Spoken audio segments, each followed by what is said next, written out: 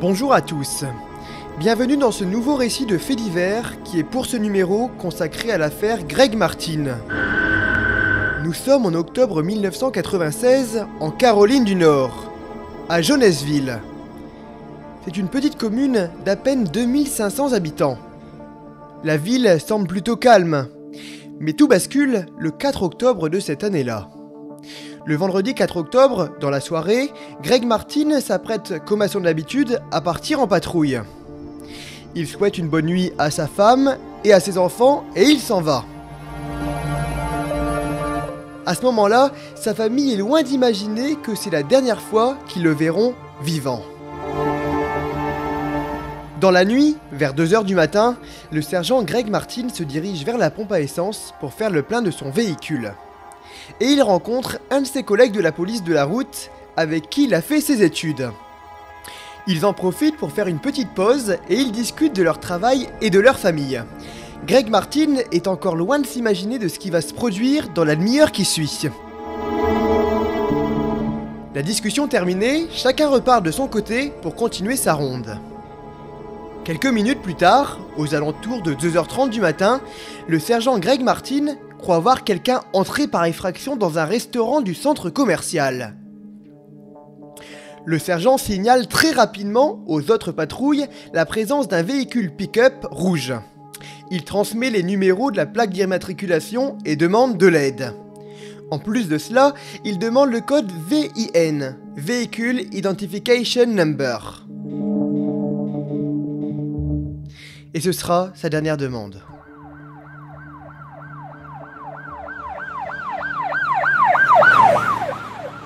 Ses collègues arrivent sur place et font une triste découverte. Le sergent Greg Martin n'est plus en vie. Mais que s'est-il passé? Pourquoi a-t-il été tué?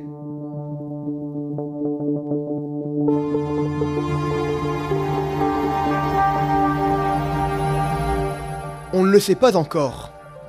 Et on n'est pas près de le savoir. Le ou les meurtriers ont déjà pris la fuite. Les collègues de Greg ont maintenant une difficile mission à accomplir. Ils doivent annoncer l'horrible nouvelle à la famille de la victime.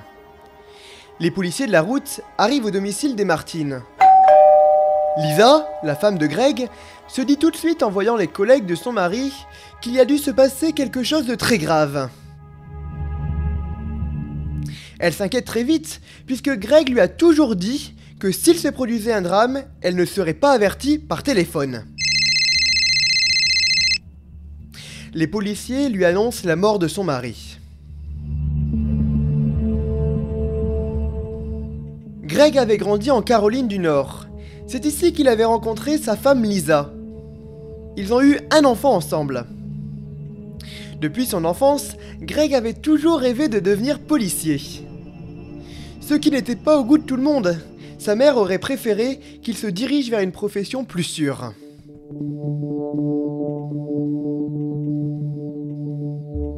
Au fait, tout à l'heure je vous ai parlé de la dernière demande de Greg Martin qui voulait le code VIN d'un véhicule, mais je vous ai pas raconté la suite. Le code VIN a été passé au fichier. Il provient d'un concessionnaire. Le concessionnaire est immédiatement contacté afin d'obtenir des renseignements. Le concessionnaire Brian effectue des recherches, mais le pick-up a disparu. Pourtant, il était encore présent il y a quelques jours seulement. Brian révèle avoir montré ce véhicule à des clients qui étaient venus tout juste avant l'heure de fermeture de la boutique.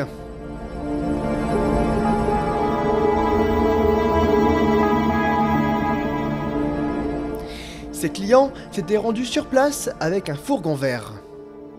Et ces individus demandent à tester le véhicule. Les enquêteurs voudraient connaître l'identité de ces clients. Mais un problème se pose. La boutique ne possède pas de caméra de vidéosurveillance.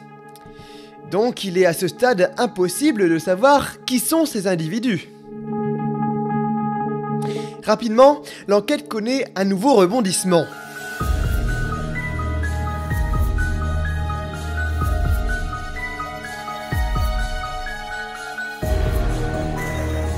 À 16 km du lieu du drame, un propriétaire d'une usine de textile remarque la présence d'un pick-up rouge abandonné.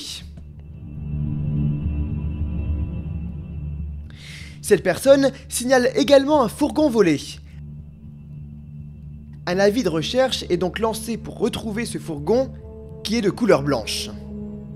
Alors maintenant que le véhicule rouge a été retrouvé, les enquêteurs tentent de le démarrer avec la clé fournie par le concessionnaire. Et là, il ne démarre pas. Les deux clients qui étaient venus un jour peu avant la fermeture auraient donc échangé les clés en rendant au concessionnaire une mauvaise clé. Et 24 heures plus tard, c'est au tour du fourgon blanc d'être retrouvé. Il est découvert dans un parking, loin du lieu du crime. Maintenant que ces deux véhicules ont été retrouvés, les enquêteurs partent dès à présent à la recherche du fourgon vert. Celui des deux individus qui se sont rendus un soir chez le concessionnaire. Mais les enquêteurs ont très peu d'éléments pour le retrouver. Ils ont juste la clé. Ils souhaitent donc pouvoir identifier les empreintes qui sont sur cette clé. Une mauvaise nouvelle tombe. Trop de personnes ont touché la clé, donc le relevé des empreintes ne donne rien du tout. Une semaine après le drame, tout est à l'arrêt. Les pistes tombent à l'eau.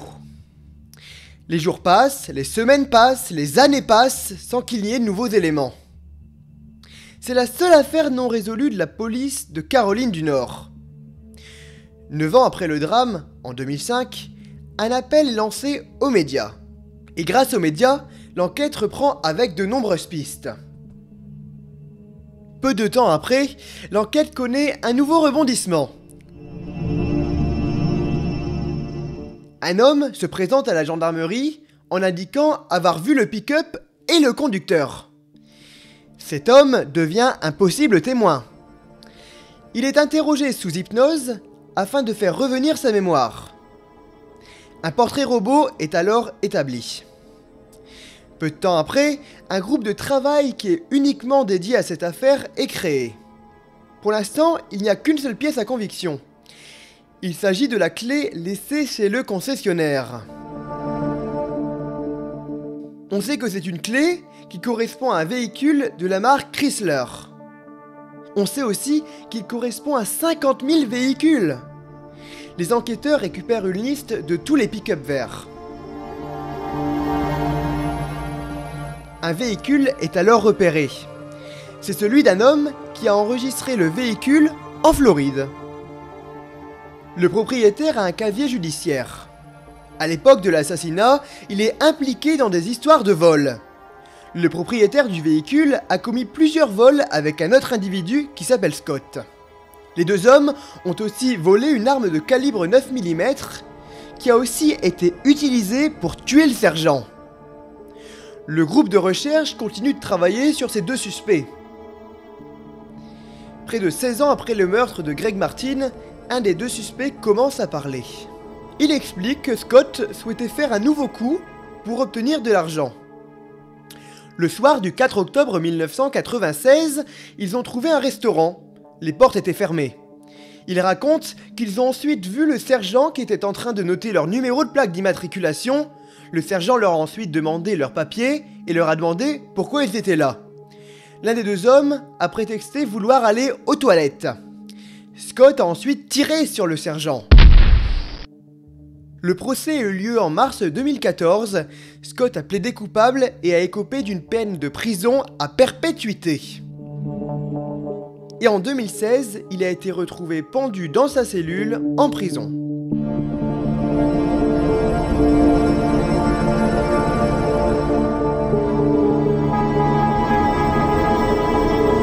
Ce podcast est maintenant terminé. On se retrouve très vite pour un nouveau numéro. À bientôt.